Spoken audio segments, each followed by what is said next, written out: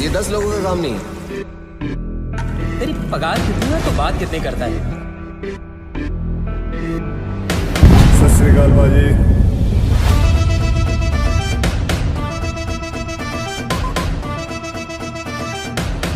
क्या रे, कितना टाइम हुआ हमारे? 2 दिन हो गए। 2 दिन फिर भी लेके घूम रहा है बॉडी को? हाँ चला, जाओ दे। तुम चलो। बगा, कैसे पता चलता है उमर अब्दुल्ला को कि कोई उसे ढूंढ रहा है? क्या सूर्यवंशी 2 में वीर देंगे सिम्बा का साथ? नमस्कार दोस्तों, मैं स्वाति और बॉलीक्राफ्ट स्टूडियो के YouTube चैनल पर आप सभी का बहुत स्वागत है। कैसे हैं आप लोग? मुझे यकीन है कि अच्छे होंगे और अच्छा होना भी चाहिए। तो दोस्तों, सूर्यवंशी 2 की कहानी शुरू होती है कश्मीर की खूबसूरत वादियों में, जहां झरने बह रहे हैं, खूबसूरत पहाड़ दिखाई दे रहे हैं और पूरा कश्मीर एक सफ़ेद चादर में लिपटा हुआ है। और इन्हीं खूबसूरत नज़ारों का मज़ा ले रहा है वीर सूर्यवंशी अपने कमरे की खिड़की से हाथ में गर्म चाय का मग पकड़े हुए। वो किसी से बात कर रहा है और कह रहा है कि मैंने सुना तो था कि दुनिया में कहीं भी अगर स्वर्ग है तो वो सिर्फ कश्मीर में है। आज देख लिया तो यकीन भी हो गया। वो कहता है उस महान व्यक्ति को मेरा शत शत नमस्कार। तो दोस्तों, इसके बाद दिखाया जाता है कि एक फ़ोन की घंटी बजती है और फ़ोन थोड़ा दूर टेबल पर रखा हुआ है। जब वीर उसे उठाने जाता है तो एंट्री होती है वीर की पत्नी रिया सूर्यवंशी की। रिया उसे फ़ोन उठाकर देती है और कहती है कि लो भाई, मन गई वेकेशन। जिस पर वीर थोड़ा मुस्कुराता है और कहता है कि कबीर का फ़ोन है। वो फ़ोन उठाकर बात करता है तो सामने से उसको सुनाई देता है कि वक्त आ गया है। किस चीज़ का वक्त आ गया है दोस्तों? तो बेसिकली यहाँ आकर स्टोरी थोड़ा रिवाइंड, थोड़ा पास्ट में जाती है और दिखाया जाता है कि कैसे कबीर ने वीर को एक मिशन पर भेजा था कश्मीर में। मिशन था उमर अब्दुल्ला को ढूंढने का, क्योंकि उसे यकीन था कि कभी ना कभी वीर और उमर का आमना सामना होगा ही। तो अब फिल्म में दिखाया जाता है कि वीर कहता है अपनी पत्नी को कि तुम्हें आज शाम की फ्लाइट से वापस बॉम्बे जाना पड़ेगा। वो कहता है कि मैं इन सब का इंतज़ाम कर आता हूँ। तभी उसके फ़ोन पर घंटी बजती है और किसी अननोन नंबर से कॉल आता है। वीर उस फ़ोन को उठाता है तो सामने से आवाज़ आती है कि अगर तुम चाहते हो कि तुम्हारा बेटा और तुम्हारी पत्नी सही सलामत हैं तो। और इससे पहले वो इस सेंटेंस कंप्लीट करता वीर कहता है कि तुझ में हिम्मत है तो मुझसे मुंबई आकर मिल। इसके बाद दिखाया जाता है कि कैसे रिया और उसका बेटा मुंबई की तरफ निकल पड़ते हैं और उसके बाद वीर मिलता है सिम्बा से। दोनों की काफ़ी लंबी बातचीत भी होती है और तभी उनके फ़ोन पर मैसेज आता है गेट रेडी। किस चीज़ के लिए रेडी किया जा रहा है वीर और सिम्बा को? तो दोस्तों, वो दोनों फिर अपना सब काम छोड़कर कार में बैठकर एक बड़े से खुले मैदान की तरफ चल पड़ते हैं और मैदान में जाकर देखते हैं कि आकाश में एक हेलीकॉप्टर है। उस हेलीकॉप्टर में कोई और नहीं बल्कि है कबीर। जी हाँ दोस्तों, यहाँ होती है कबीर की एंट्री, जिस पर सिम्बा कहता है कि मुझे लगा था कोई बेहतर व्यक्ति आएगा, पर खैर। आगे दिखाया जाता है कि तीनों एक खुफिया जगह पर जाकर रुकते हैं और एक नक्शा देखते हैं। नक्शा उमर अब्दुल्ला के घर के आसपास बनी सारी दुकानें, हॉस्पिटल, चर्च, स्कूल, मंदिर और मस्जिद का।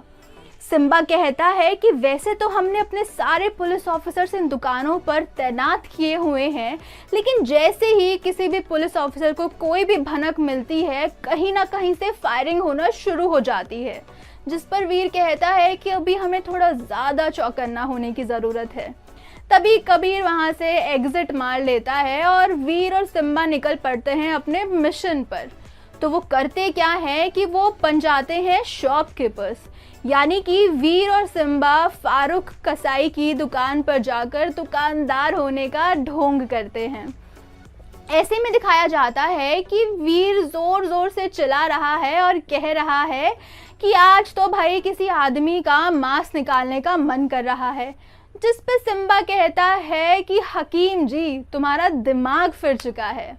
और तब एंट्री होती है एक लंबे चौड़े आदमी की, जो दुकान पर आकर कहता है 2 किलो मटन दो।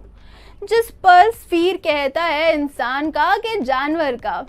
तो वो आदमी को गुस्सा आ जाता है और वो कहता है अपना देगा क्या, जिस पर सिम्बा उसे गोली मार देता है और कहता है नहीं बे तेरा। जैसे ही सिम्बा उस आदमी को मारता है उनकी दुकान पर ताबड़तोड़ फायरिंग होना शुरू हो जाती है और वो फटाफट उस आदमी को अंदर खींचते हैं और दुकान का शटर लगाते हैं।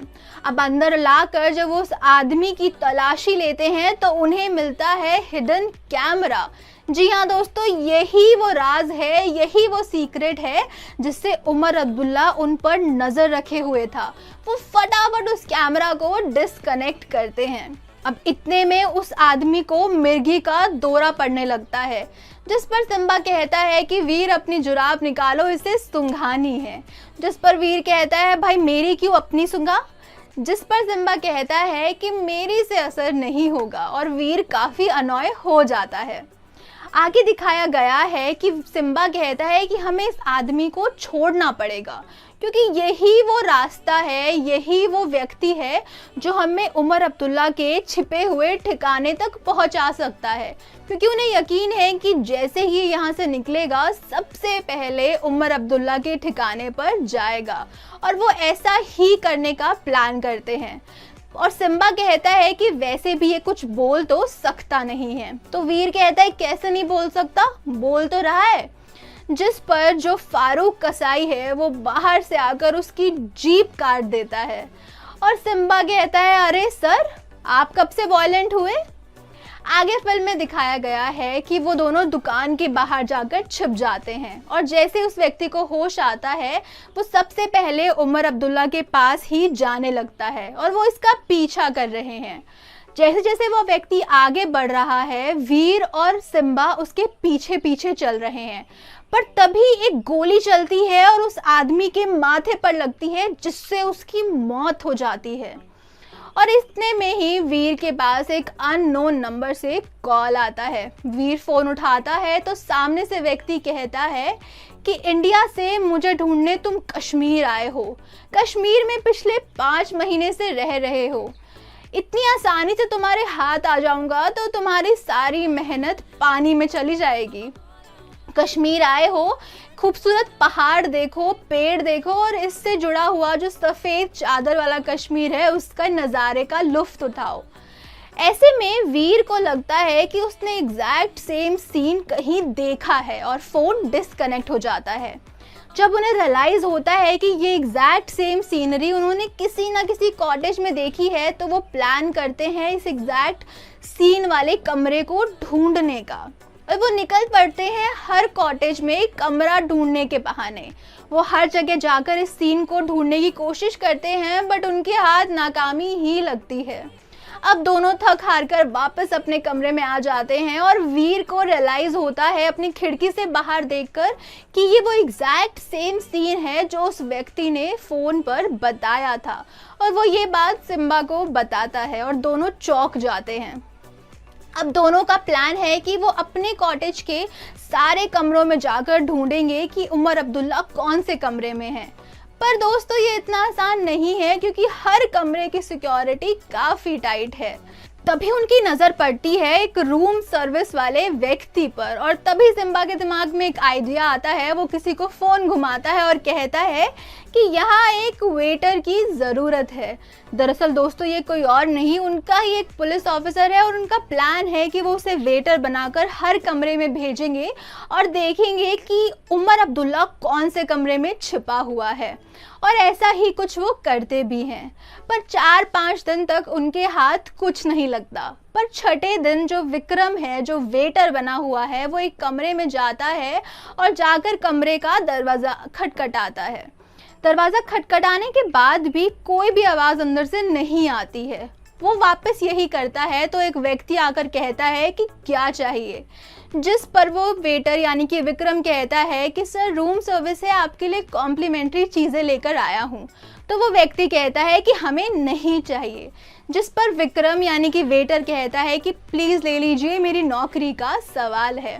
तो अंदर से एक भारी सी आवाज़ आती है जो कहती है अरे ले लो।